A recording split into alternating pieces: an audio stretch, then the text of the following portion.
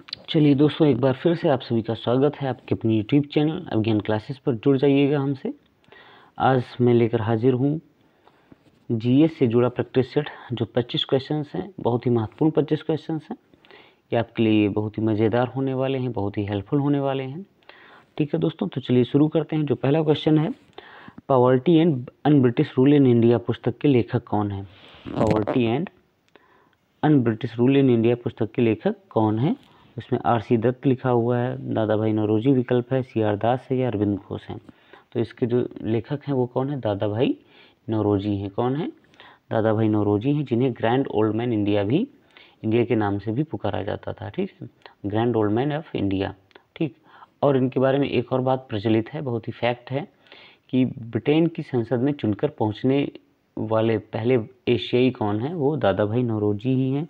तो 3 चीज़ें हो गई, poverty and un British rule in India दादा भाई नौरोजी की लिखी पुस्तक है। ब्रिटिश संसद में पहुंचने वाले सबसे पहले एशियाई भी दादा भाई नौरोजी हैं। और इनको किस उपनाम से जाना जाता था? The grand old man of India के नाम से जाना जाता था। नेक्स्ट दोस्तों, सार्क का सचिवालय कहाँ स्थित है? सार्क का सचिवालय कहाँ स्थित है? दक्षिण एशियाई क्षेत्रीय सहयोग संगठन जिसे कहा जाता है, तो उसका सचिवालय कहाँ स्थित है? कराची में है, कोलंबो में है, काठमांडू में है या नई दिल्ली में है? तो काठमांडू में है। नेपाल की राजधानी काठमांडू में ये है। ठीक है, समझ गए। इसमें कितने सदस्य देश शामिल हैं? 8 सदस्य देश इसमें शामिल हैं। सार्क, दक्षिण एशियाई क्षेत्रीय सहयोग संगठन, इसका फुल फॉर्म कहा जाता है। नेक्स्ट दोस्तों, HTTP से क्या तात्पर्य है? तो HTTP से तात्पर्य क्या है? हाइपर टेक्स्ट ट्रांसफ़र प्रोटोकॉल है। HTTP hyper text transfer protocol है। ये एक प्रकार का होता है, नेटवर्क प्रोटोकॉल होता है। ठीक, जो WWW में उपयोग किया जाता है, वर्ल्ड वाइड वेब में उपयोग किया जाता है, नेटवर्क प्रोटोकॉल होता है hyper text transfer protocol. Short form क्या है? HTTP। अगला है दोस्तों, कुचिपुड़ी शास्त्रीय नृत्य। देखिए, स्टैटिक जीके से जुड़े ये क्वेश्चंस जो हैं, ये बहुत इंपॉर्टेंट क्वेश्चंस हैं। और स्टेनो का जो भी एग्जाम कल हुआ, आपने देखा कि स्टैटिक जीके कितना ज़्यादा उसमें रखा गया है। तो कुचिपुड़ी शास्त्रीय नृत्य शैली किस राज्य से संबंधित है? कुचिपुड़ी शास्त्रीय नृत्य शैली किस राज्य से संबंधित है? आंध्र प्रदेश से है, केरला से है, ओडिशा से है या कर्नाटका से है? ठीक है, तो किससे संबंधित है? तो कुचिपुड़ी शास्त्रीय शैली जो है नृत्य की, वो आंध्र प्रदेश से संबंधित है। किससे संबंधित है? आंध्र प्रदेश से संबंधित है। किससे? आंध्र प्रदेश से संबंधित है दोस्तों। ठीक, तो ये जो नृत्य शैली है वो आंध्र प्रदेश में इसका जन्म हुआ या वहाँ की ये देन मानी जाती है। अगला है दोस्तों, नीली क्रांति निम्न में से किससे संबंधित है? नीली क्रांति, तो नीली क्रांति किससे संबंधित है? सिंचाई से संबंधित है, मत्स्य उद्योग से संबंधित है या कृषि से संबंधित है या उपरोक्त में से कोई नहीं? ठीक दोस्तों, तो नीली क्रांति सिंचाई, मत्स्य उद्योग, कृषि, उपरोक्त में से किससे संबंधित है? 4 में से कौन सा विकल्प आपका सही है? तो नीली क्रांति संबंधित है फिशिंग से संबंधित है। किससे संबंधित है? फिशिंग से संबंधित है, मत्स्य उद्योग से संबंधित है। ठीक, और नीली क्रांति का जनक किसे कहा जाता है? डॉक्टर हीरालाल पन्नालाल, ऐसे याद कर लीजिएगा, हीरालाल चौधरी। ठीक, उनका नाम हीरालाल है, लेकिन इन्होंने इनको जनक किसका कहा जाता है? फिशिंग का जनक कहा जाता है। समझ लीजिएगा दोस्तों, हीरालाल नाम है लेकिन जनक किसके हैं? मत्स्य उद्योग के हैं। ठीक, इस क्रांति के जनक माने जाते हैं। नेक्स्ट दोस्तों, राज्यसभा का सदस्य निर्वाचित होने के लिए न्यूनतम आयु कितनी होनी चाहिए? राज्यसभा का सदस्य नियुक्त होने के लिए न्यूनतम आयु 30 वर्ष, कितनी? 30 वर्ष होनी चाहिए। ठीक, जबकि लोकसभा के लिए कितनी है? 25 वर्ष है। तो आपका विकल्प क्या सही है? डी विकल्प आपका सही है। लोकसभा के लिए 25 वर्ष होनी चाहिए और राज्यसभा के लिए 30 वर्ष होनी चाहिए। राज्यसभा क्या है? संसद का उच्च और स्थायी सदन होता है। ठीक, ये कभी भंग ही नहीं होता है, ऐसे समझिएगा। नेक्स्ट है दोस्तों, डीएनए का असंक्षिप्त रूप क्या है? डीएनए को क्या कहते हैं? डी राइबो न्यूक्लिक एसिड कहते हैं, डी न्यूक्लिक एसिड कहते हैं, डुअल नाइट्रोजन अम्ल कहते हैं, डीऑक्सी राइबो न्यूक्लिक एसिड कहते हैं। तो आपका पहला गलत है, दूसरा गलत है, तीसरा गलत है, चौथा आपका बिल्कुल सही है। डीऑक्सी राइबो न्यूक्लिक एसिड कहते हैं इसको। दोस्तों अगला प्रश्न है, बंगाल विभाजन किसने किया था? तो बंगाल विभाजन आप किसने किया था? आपको पता होगा, लॉर्ड विलियम बेंटिक थे, लॉर्ड कर्जन थे, लॉर्ड रिपन थे या लॉर्ड डलहौजी ने किया था? किसने किया था? तो बंगाल विभाजन की घोषणा कब हुई थी? 19 जुलाई 1905। दोनों चीज़ें देखिए, ईयर भी 19 है और डेट भी क्या है? 19 है। तो 1905 और 19 जुलाई। ठीक, तो इसे किसने लागू किया था? इसलिए लॉर्ड कर्जन ने लागू किया था। किसने लागू किया था? लॉर्ड कर्जन ने किया था। Lord Curzon. एक होता है डिवीजन, डिवीजन का मतलब होता है विभाजन, डिवीजन और कर्जन, डिवीजन कर्जन, ठीक। तो लॉर्ड कर्जन ऐसे याद कर लीजिएगा, 1905 19 जुलाई, ठीक। इसको लागू कब किया गया था? 16 अक्टूबर को लागू किया गया था। इसकी घोषणा 19 जुलाई को हुई है और लागू कब किया गया है? 16 अक्टूबर को लागू किया गया है। 16 सितंबर को ओजोन दिवस होता है, 16 अक्टूबर को इसको लागू किया गया। अगला है दोस्तों, सिलोन किस देश का पुराना नाम है?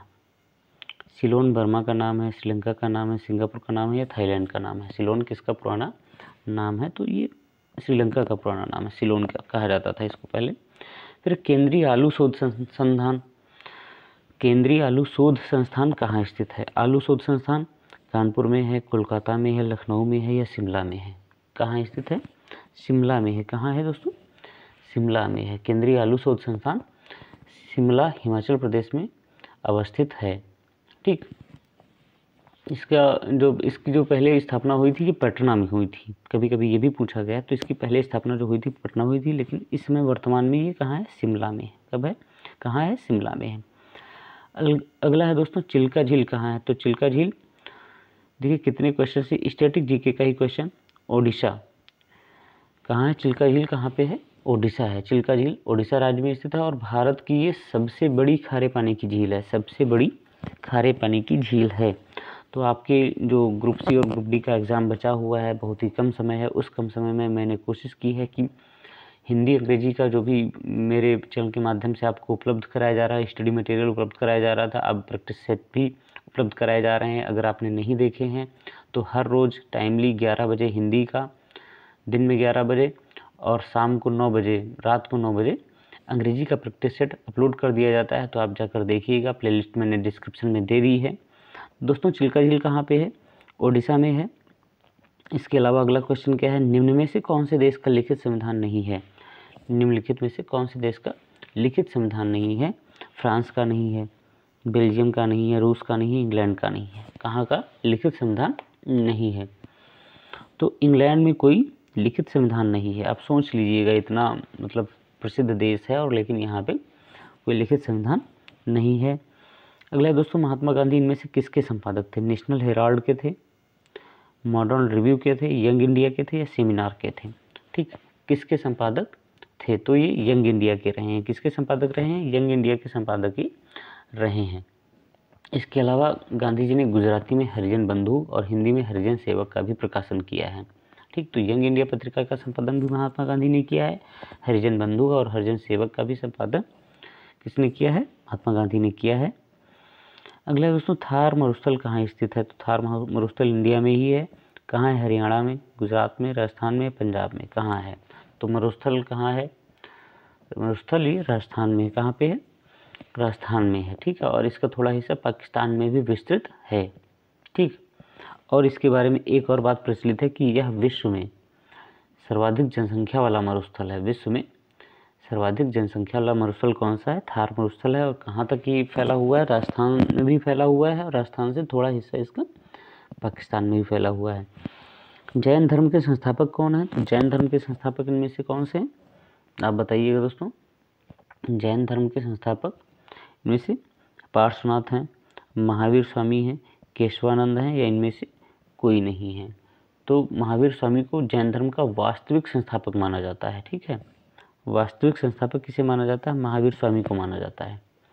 जबकि जैन धर्म के संस्थापक जो हैं वो ऋषभदेव हैं। अगर इसमें से ऑप्शन होता कि ऋषभदेव भी ऑप्शन होता तो आप किसे टिक करते? ऋषभदेव को टिक करते। लेकिन वास्तविक संस्थापक किसे माना जाता है? महावीर स्वामी को माना जाता है। क्यों? क्योंकि इनके समय में जैन धर्म अपने चरम पर था, बहुत ही व्यापक प्रचार प्रसार उसका था, बहुत ही अनुयायी हो रहे थे उसके, ठीक। तो महावीर स्वामी इसके वास्तविक संस्थापक माने जाते हैं और यही इसके 24वें तीर्थंकर भी थे। जैन धर्म के 24वें तीर्थंकर महावीर स्वामी थे, 24वें और अंतिम तीर्थंकर थे, ठीक। अगला दोस्तों, प्रथम बौद्ध संगीत का आयोजन निम्नलिखित में से किसके शासनकाल में हुआ था? प्रथम बौद्ध संगीत का आयोजन निम्नलिखित में से किसके शासनकाल में हुआ था? कनिष्क हैं, अशोक हैं, कालाशोक के शासनकाल में हुआ है या अजातशत्रु के शासनकाल में हुआ है? तो प्रथम बौद्ध संगीत का आयोजन राजगृह में हुआ था और ये अजातशत्रु के शासनकाल में हुआ था। अजातशत्रु के शासनकाल में होता है। इसकी जो अध्यक्षता की है वो किसने की है, वो किसने, महाकश्यप ने की थी। किसने की थी, महाकश्यप, टिक करिएगा, महाकश्यप ने की थी। अगला दोस्तों, मनुष्य का मस्तिष्क कितने भागों में विभाजित है, बायोलॉजी से जुड़ा हुआ क्वेश्चन। मस्तिष्क जो है मनुष्य का वो कितने भागों में विभाजित है, कितने भागों में विभाजित है, 3 भागों में विभाजित है। कौन से, एक अग्र है, एक पश्च है, और क्या होता है, और मध्य। ठीक है, कौन सा, मध्य, मध्य मस्तिष्क। तो अग्र, पश्च और मध्य, ये 3 हैं। अगले दोस्तों, पीतल मिश्र धातु के मुख्य घटक कौन से हैं, पीतल मिश्र धातु के मुख्य घटक तांबा और जस्ता हैं। कौन है, तांबा और जस्ता, ये पीतल के मुख्य घटक हैं। पीतल किसके मिलकर बनती है, तांबा और जस्ता से मिलकर बनती है। अगला दोस्तों, विद्युत मोटर, यहाँ पर विद्युत मोटर फ्री स्पेस है, ऊर्जा को यांत्रिक ऊर्जा में बदलता है। कौन सी ऊर्जा को, ध्वनि ऊर्जा को, यांत्रिक ऊर्जा को, या रासायनिक ऊर्जा को, या विद्युत ऊर्जा को। तो विद्युत मोटर जो है वो विद्युत ऊर्जा को यांत्रिक ऊर्जा में बदलता है। नेक्स्ट दोस्तों, राष्ट्रीय प्रतीक में लिखा गया सत्यमेव जयते कहाँ से लिया गया है, रामायण से लिया गया, नहीं दोस्तों। अर्थशास्त्र से लिया गया, नहीं। मुंडकोपनिषद से लिया गया है, कहाँ से लिया गया, मुंडकोपनिषद से लिया गया। तो आपका विकल्प सी बिल्कुल सही है। ठीक, मुंडकोपनिषद से ये वाक्य या सदवाक्य लिया गया है। इसका अर्थ क्या होता है, सत्य की ही विजय होती है, सत्य की ही विजय होती है। अगला दोस्तों, यूरोप और एशिया के मिले हुए बड़े भूभाग को क्या कहते हैं, यूरोप और एशिया। तो यहाँ पे यूरेशिया, इसको मिला दिया गया तो क्या बन गया, यूरेशिया को, यूरोप और एशिया को मिला करके यूरेशिया कहा जाता है। अगला है दोस्तों, भारतीय संविधान का जनक किसे कहा जाता है। तो भारतीय संविधान का जनक आप सभी जानते होंगे, जो प्रारूप समिति के अध्यक्ष भी थे ड्राफ्टिंग कमेटी के, किसे कहा गया है, डॉक्टर भीमराव अम्बेडकर को कहा जाता है। अगला है कि भोर का तारा किस ग्रह को कहते हैं, भोर का तारा किस ग्रह को कहते हैं। तो भोर का तारा कहते हैं शुक्र को कहते हैं। किसे कहते हैं, शुक्र को कहते हैं। भोर का तारा शुक्र को कहा जाता है क्योंकि ये सबसे चमकीला ग्रह होता है, सबसे चमकीला तारा होता है। ठीक है, सबसे चमकीला तारा होता है सौरमंडल का, इसे भोर का तारा कहते हैं। इसे सांझ का तारा भी कहते हैं, सांझ का तारा भी कहते हैं। और इसके अलावा पृथ्वी की जुड़वा बहन भी इसे कहा जाता है। ठीक है, पृथ्वी की जुड़वा बहन भी इसे कहते हैं। अगला दोस्तों, स्टैचू ऑफ लिबर्टी कहाँ पर अवस्थित है, स्टैचू ऑफ लिबर्टी। तो स्टैचू ऑफ लिबर्टी कहाँ स्थित है, स्टैचू ऑफ लिबर्टी अमेरिका के न्यूयॉर्क शहर में स्थित है। न्यूयॉर्क देखिए टिक है इसमें, तो टिक लीजिएगा, न्यूयॉर्क शहर में स्थित है। और ये क्या था, इसके बारे में कहा जाता है कि ये अमेरिका की स्वतंत्रता की स्मृति में, अमेरिका जब स्वतंत्र हुआ था तो उसकी याद में, उसकी स्मृति में ये फ्रांसीसियों के द्वारा दिया गया उपहार था, फ्रांसीसियों के द्वारा दिया गया एक उपहार था जो अमेरिका को दिया गया था उसकी स्वतंत्रता पर, और ये स्थित है न्यूयॉर्क में। अगला दोस्तों, निम्नलिखित में से कौन सा शहर गुलाबी नगरी के नाम से जाना जाता है। तो आप सभी लोग परिचित होंगे, जयपुर। उत्कर्ष क्लासेस कहाँ की चलती हैं, निर्मल गहलोत सर की, जयपुर की चलती हैं। तो गुलाबी शहर, गुलाबी नगरी कौन सी है, जयपुर है। ठीक दोस्तों, तो ये 25 क्वेश्चंस जीके जीएस के थे। उम्मीद करता हूँ क्वेश्चंस आपको सही लगे होंगे और बहुत ही हेल्पफुल होंगे, और तो ये एग्ज़ाम के दृष्टिकोण से बहुत ही महत्वपूर्ण क्वेश्चंस हैं।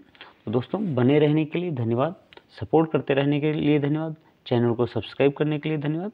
जय हिंद।